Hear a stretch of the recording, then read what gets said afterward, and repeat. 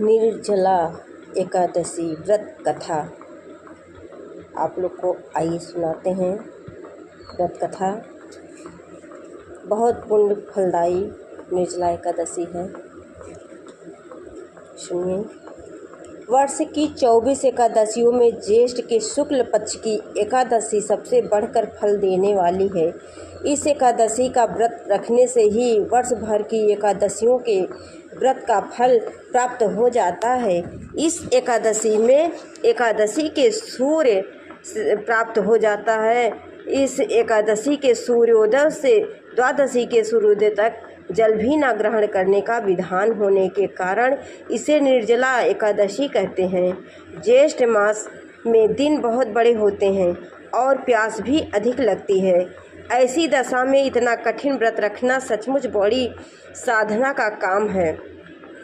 इस एकादशी के दिन अपनी शक्ति और सामर्थ्यानुसार ब्राह्मणों को अनाज, वस्त्र, छतरी, फल, जल से भरे कलश और दक्षिणा देने का विधान है।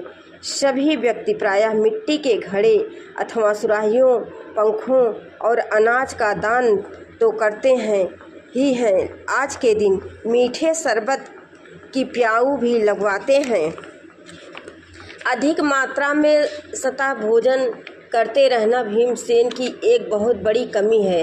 एक दिन भीमसेन ने व्यास जी से पूछा, हे पितामह, माता कुंती, भ्राता युधिष्ठिर, अर्जुन, नकुल, सहदेव और द्रौपदी आदि सभी एकादशियों का व्रत करते हैं और मुझे भी अनाज खाने को मना करते हैं, परंतु मैं उनसे कहता हूँ कि भाई भक्तिपूर्वक भगवान की पूजा आदि तो मैं कर सकता हूँ और दान भी दे सकता हूँ, परंतु भोजन के बिना नहीं रह सकता।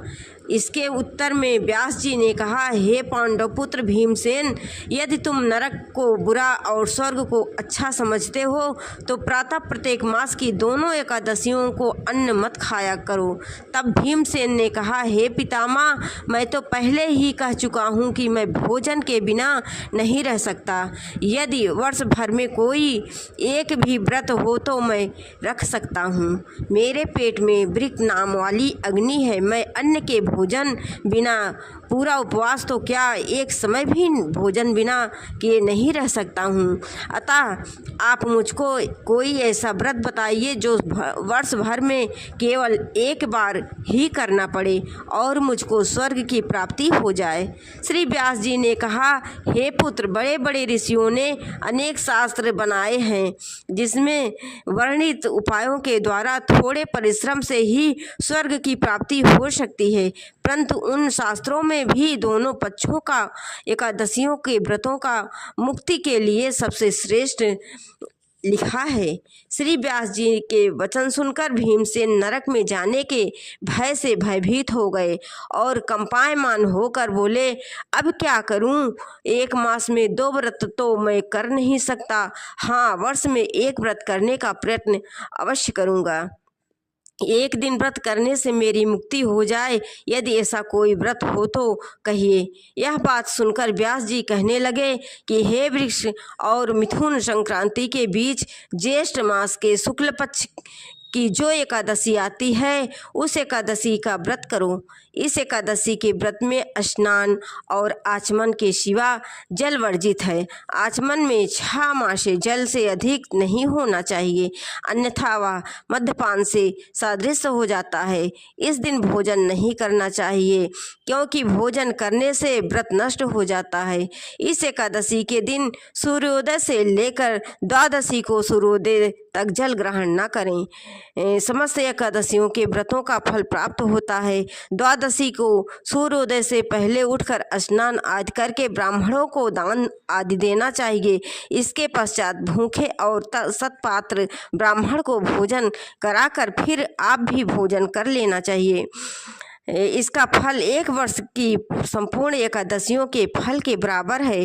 व्यास जी कहने लगे कि हे भीमसेन, यह मुझको स्वयं भगवान ने बतलाया है। इस एकादशी को पुण्य समाप्त तीर्थों और दोनों से भी अधिक है। केवल एक दिन निराजल रहने से मनुष्य के सभी पाप नष्ट हो जाते हैं।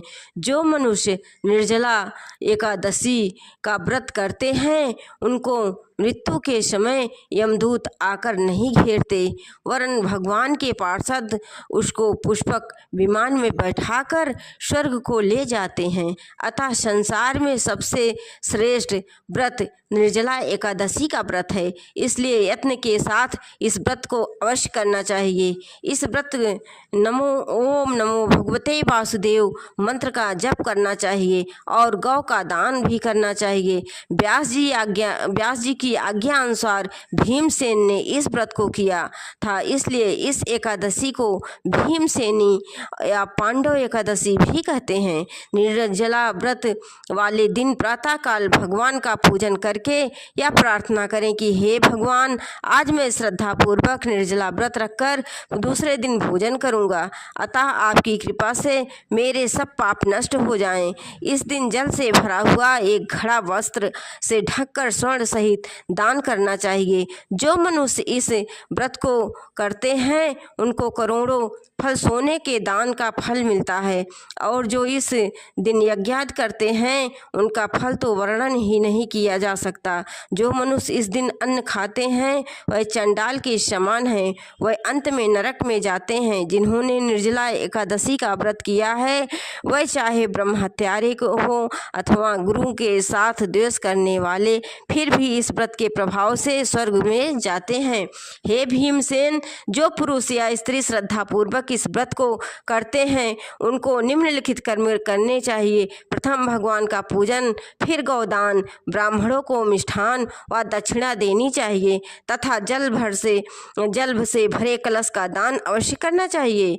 निर्जला के दिन अन्न, वस्त्र, पात्र, उपानाह, जूती आदि का दान भी करना चाहिए। जो मनुष्य भक्तिपूर्वक इस कथा को पढ़ते हैं या सुनते हैं उनको निश्चय ही स्वर्ग की प्राप्ति होती है। बोलिए एकादशी मैया की जय हो। ओम नमो भगवते वासुदेवाय, ओम नमो भगवते वासुदेवाय, ओम नमो भगवते वासुदेवाय। जय गोपाल हरे प्रभु, जय गोपाल हरे, दुर्बल दुखी जन के संकट सदा हरे। ओम जय गोपाल हरे, जय गोपाल हरे। कीट मुकुट कटि किंकन पगेनु पुर साजे, पगेनु पुर साजे, चार चुबुक बिवावर करे मुरली साजे।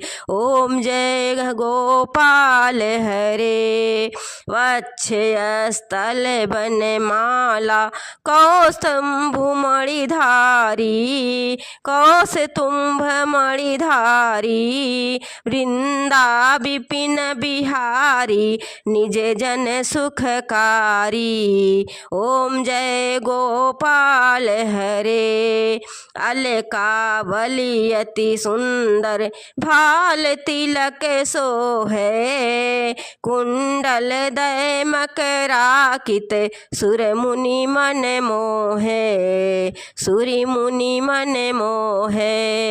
जय गोपाल हरे, ओम जय गोपाल हरे। युग नंदन जग बंदन कोमल श्याम गंगे, कोमल श्यामांगे, वारी वदन सुशोभित निर्जित मदनांगे।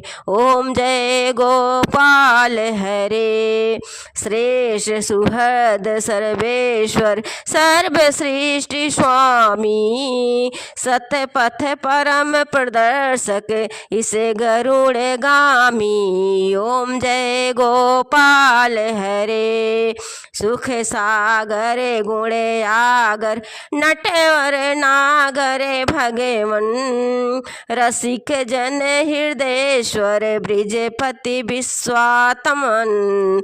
ओम जय गोपाल हरे, पूर्ण पुरुष पुरुषोत्तम आनंद घन राशि नारायण नित्य नूतन अव्यय अविनाशी। ओम जय गोपाल हरे कृष्ण नाम गुण कीर्तन जो जन नित्य करे अति अपार भव सागर सहज ही पार तरे। ओम जय गोपाल हरे जय गोपाल हरे प्रभु जय गोपाल हरे प्रभु जय गोपाल हरे। बोलिए नारायण भगवान की जय।